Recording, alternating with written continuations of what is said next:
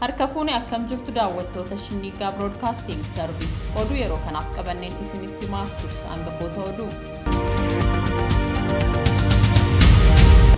Waraanni mootummaa Wallagga Bahaa aanaa leeqaa dullachaatti manneen uummataa miseensota abbaa ta'anii abiddaan barbadeessaa jira. Ministeerri muummee Abiy Ahmed waraana kaaba Itoophiyaa irratti ibsa akka kennan gaafataman. Hoogganaan fonqolcha Suudaan Al-Burhaan Hamdok mana koo jira jedhan. Daawwattoota keenya oduu kan isinitti himu Rahmat Siraajii amma oduu bal'inaan.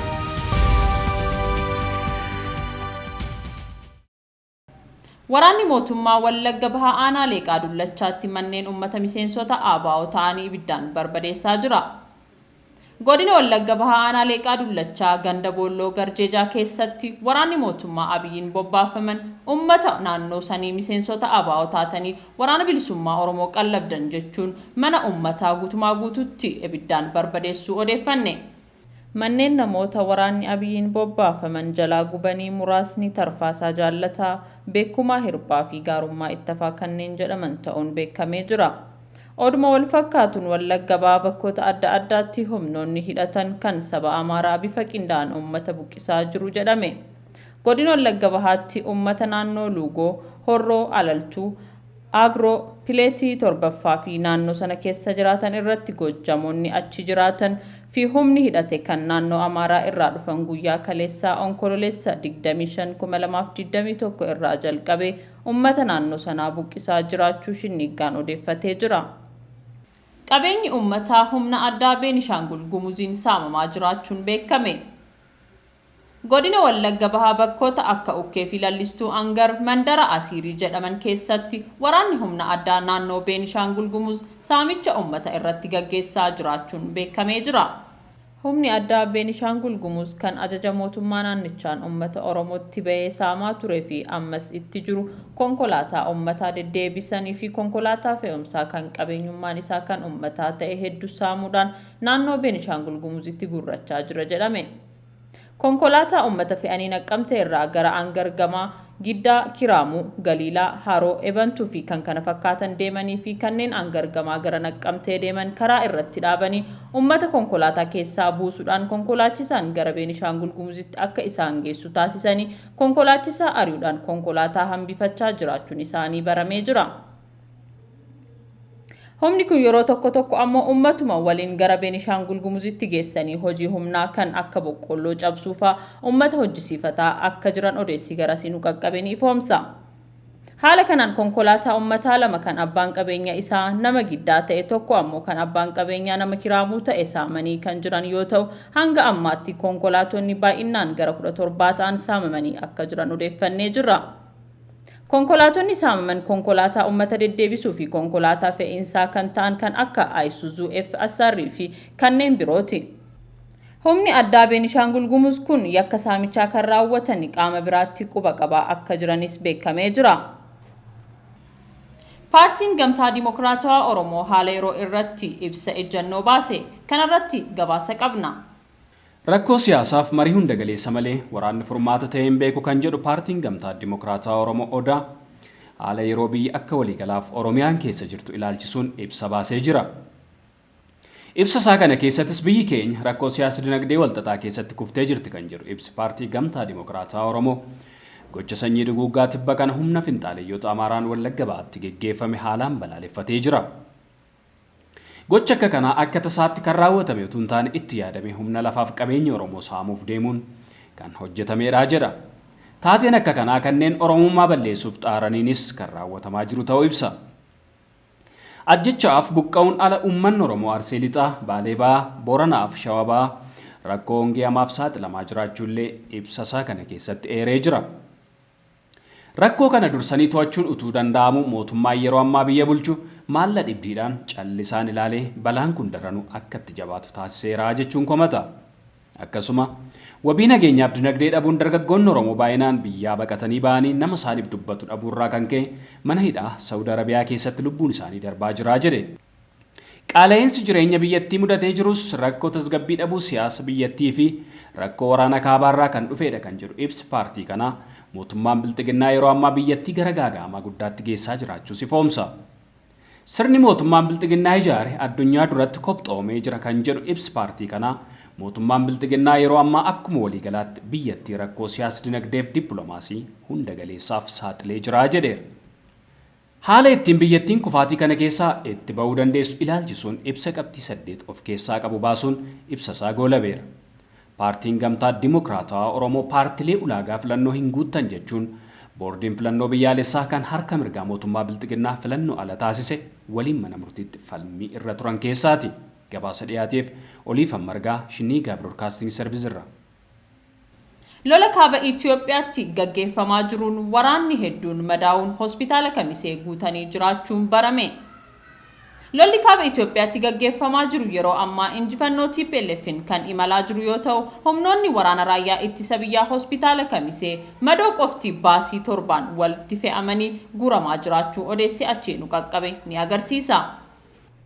Akka maddeen naannichaa jedhanitti waraana raayyaa ittisa biyyaa dabalatee loltoonni hedduun humnoota waraana TPLF waliin wal waraanaa turan madoon hospitaala Kamisee har'a seene lakkoofsaan dabalaa kan jiruu fi dhukkubsataa idilee hospitaala keessaa gadi ari'anii madoo karaa dasee dhufe ciibsaa jiraachuu maddeen naannichaa nuuf himanii jiru.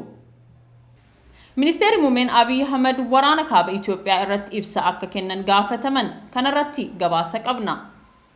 Ministeerri muummee Abiy Ahmed mana maree bakka bu'oota uummataatti dhiyaachuun dhimma waraana kaabaa Itoophiyaa irratti ibsa akka kennan miseensonni paartii Zeemaa gaafatan.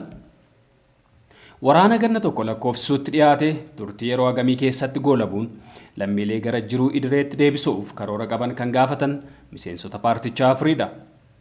Gaaffii kanaaf dhimma kana waliin hidhata qaban afyaa'ii mana maree bakka bu'oota uummataaf kan dhiyeessan bakka bu'oota Zeemaa miseensota mana marichaa ta'anidha. Xalaa barreessuun bakka buutota kan gaafatan keessaa tokko kan ta'an Dr. Abrahaam Dastaa dhimmicha ariifachiisaa ta'urra kan darbe miseensota mana marichaa biroo keessatti hin hirmaachisne jechuun himan. Waraanni biyyattii balaaf saaxileera jechuun waraana dhaabuuf namoota sababii kanaan miidhaman deebisanii akka bayyaannatan gochuuf mootummaan maal akka hojjetaa jiru ministeerri muummee akka ibsan xalaa barreessuun gaafataniiru. Miseensonni mana marichaa kunneen mootummaan loltoota naannoo Tigraay erga baasee as lolli naannolee ollaatti babal'ateera. Tigraayitti lammiileen nagaa dhabuun dabalatee Amaaraaf Affaaritti lammiileen akka du'anii buqqaanii fi bu'uuraaleen misoomaa akka manca'uuf ka'umsa ta'ee jedhan. Xalaa barreessan kana keessatti uummanni TPLF sodaa uume mootummaan ni qolata jedhanii akka amanan kaasan. Taatullee TPLF miidhaaf badiin qaqqabsiisaa jiru dabalaa jira malee hir'ataa akka hin jirre ibsuun waraanni walloo kaabaarraa gara kibbaatti babal'achuun miidhaa qaqqabsiisaa jira jedhan. Waraanni itti fufe biyyattii irratti balaa fidaa dhufe. Akka ta'e kan himan miseensonni Zeemaa mootummaan muummee ministeera Abiy yeroo hagamiitti waraana goolabuun lammiileen iddoo waraanni itti ka'ee jiraatan jiruu isaanii idileetti akka deebi'an waan hojjetaa jiran akka ibsan gaafatan. Jimaata darbe waajjira afyaa'ii paarlaamaatti xalaa kan galchan keessaa tokko kan ta'an Dr. Abrahaam akka jedhanitti xalaayichi miidhaa waraanni qaqqabsiise waraanichaa fi dhimmoota itti aanu irratti xiyyeeffataa jedhan. Miseensonni Zeemaa xalaa barreessan 4 ta'anis miseensota mana maree waliin mari'achuu isaaniif dhimmichi kan dafee ilaalamuu qabu ta'uu himan. Deebii xalaa barreessan eegaa akka jiran kan himan miseensonni paarlaamaa kunneen xalayichi afyaa'ii bira kan geenye himuun torban kana keessa deebii akka eegaa jiran dubbatan. Miseensonni paarlaamaa kunneen xalayicha irratti ministeera muummee ibsa akka kennan kan gaafatan dhimma waraana xumura dhabee fi jiraattota miidhamanii qofaa otoo hin taane dhimmoota biroos kaasaniiru. Adeemsa kana keessatti hawaasa paartilee mormitootaa irraa waanta eegamuu fi odeeffannoo dhimma waraanaa irratti itti fufsiisan kennamu falawaaraa waraana kanaa fi waraanni deebii akka hin uumamne of eeggannoo mootummaan godhu irratti ministeerri muummee ibsa akka kennan gaafatan. Dr. Abrahaam waayillan isaanii wajjin gaaffiin dhiyeessan dambii mana maree kan eeggate waan ta'eef torban kana yookaan torban itti aanu deebii argata jedhanii akka eegan himaniiru. Waraana erga eegalee ganna tokko guutuuf guyyooti muraasni afan kanaan namoonni 10,000 yoo du'an miliyoona 2 ol qe'ee isaaniirraa buqqa'aniiru. Akka UN jedhetti Tigraay dabalatee naannolee Amaaraaf Affaar keessatti walumaa galatti namoonni miliyoona 7 ta'an ammoo deeggarsa namummaa barbaadu. Gabaasa dhiyaateef Oliifan Margaa Shinniigaa Broadcasting Service irraa. Ajajaan waraana biltsiginnaa kutaa waraanaa 91ffaa Koloneel Taayyee Taaddasee booji'ame.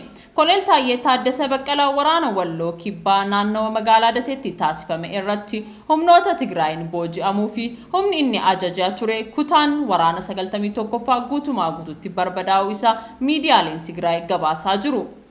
Humnoonni Tigraay injifannoo waraana murteessaa ta'e erga waraana biltsiginnaa irratti gonfachuu isaanii ibsanii booda qondaalli waraanaa guddaan booji'ame kun kan jalqabaa ta'uu isaati. Waraanni Tigraay baatii lama dura duula waraana alulaa opereeshinii fi adeedaa Tigraay jedhaman keessatti qondaaltota waraana biltsiginnaa sadarkaa koloneelummaa qaban 3 booji'amuun miidiyaaleetti agarsiisuu isaanii kan yaadatamudha. Humnoonni Tigraay Walloo Kibbaa keessatti ammallee magaalota Dasee fi Kombolchaa fageenya dhihoo irratti kallattii adda addaatiin marsuudhaan waraana biltsiginnaa lolutti jiru. Booji'amuu Koloneel Taaddasee kana irratti sirni biltsiginnaa hanga ammaatti waan jedhe hin qabu. Koomishinarri Gamtaa Awurooppaa qondaaltota Itoophiyaa waliin mari'atan. Gamtaa Awurooppaatti koomishinarri michummaa idil addunyaa Yuutaa Urpiinaal guyyaa kaleessaa muummee ministeera Abiy Ahmedii fi qondaaltota olaanoo Itoophiyaa kaan waliin mari'atanii jiru.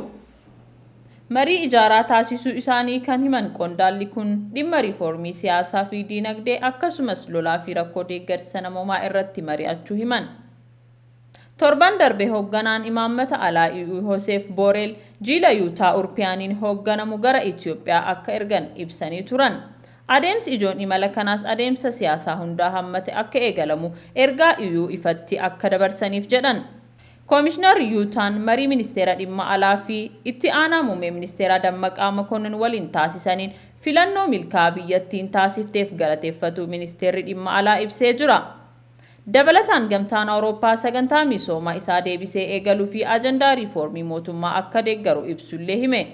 Waa'ee karoora marii biyyaalessaa gadi fageenyaan waliin mari'atuu fi EU'n deeggarsa namoomaa gama qilleensaan taasisu kanneen naannoo Amaaraa keessaa buqqaaniif akka geessisu gaafachuu ibse. Gamtaan Awurooppaa qorannoo UN fi Koomishinii Mirga Namooma Itoophiyaa bu'uura godhachuun Itoophiyaa irratti qoqqobbii kaa'uuf akka sochii eegalu kana dura ibsee jira. Oduu biyya alaatiin hoogganaan fonqolcha Sudaan Al-Burhaan Hamdok mana koo jira jedhan. Generaalli waraanaa fonqolcha mootummaa Sudaan hoogganaan Abdul Fattah Al-Burhaanii humni waraanaa kan aangoo qabate waraana waliinii hambisuuf jedhan. Generaalli kun humnoonni siyaasaa ummatni nagaa humnoota waraanaa irratti akka ka'an kakaasaa jiru jechuunis himatanii jiru. Jeneraal Al-Burhaan ministeera muummee biyyattii Abdallaa Hamdok mana isaanii akka jiranii fi kana kan godhan nageenya Hamdokiif jecha ta'uu akkasumas kibxata mana isaaniitti akka deebisan himanii jiru. Wixata erga fonqolchi mootummaa raawwachuun dhagahame hoogganaan warra siivilii fi muummeen ministeera Hamdok eessa akka geeffaman ifa hin taane. Mormitoonni waraanaa biyyattii guyyaa lammataaf daandiitti bahanii mormii isaanii ibsachaa jiru. Magaalaa Kaartuum keessatti daandii fi manneen daldalaa cufaa jiru. Tajaajilli bilbilaa fi intarneetaa akka danqameen jira. Mormii dhalate wal qabates yoo xiqqaate namoonni 10 ta'an ajjeefamanii jiru. Daawwattoota keenya oduun yeroo kanaaf qabannee kan hanga ammaa ture qophiilee shinnii gaafa waliin turtii gaarii.